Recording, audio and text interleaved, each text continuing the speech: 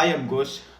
నిన్న Trump జెలెన్స్కీని white హౌస్‌కి పిలిచాడు. ఎందుకంటే ఉక్రెయిన్‌లో ఉన్న రేర్ మినరల్స్‌ని వెలికి తీయడానికి కాంట్రాక్ట్ డాక్యుమెంట్స్ మీద సైన్ చేయడానికి పిలిచారు. అయితే జెలెన్స్కీ సైన్ చేసే ముందు ఓకే. మీరు చెప్పినట్టుగానే పుతిన్‌తో పీస్ అగ్రీమెంట్ చేసుకుందాం. అలాగే యుద్ధాన్ని కూడా ఆపేస్తానన్నారు. కానీ ఒకవేళ మళ్ళీ రష్యా యుద్ధాన్ని మొదలుపెడితే అప్పుడు మీరు మమ్మల్ని ప్రొటెక్ట్ చేస్తారని అడిగారు.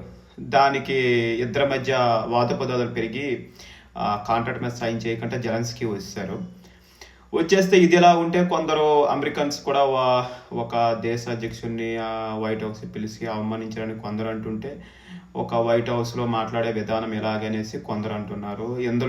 దీనిలో భాగంగా నాటోలో చాలా దేశాలు కూడా 2 గ్రూపులుగా విడిపోయాయి. ఇప్పుడు నాటో కూటమి మీద కూడా అనుమానాలు వ్యక్తం అవుతున్నాయి. ఇంకా అది ఉంటుందా లేదనేసి అమెరికా వైఖరిని తీవ్రంగా నిరసిస్తున్నారు.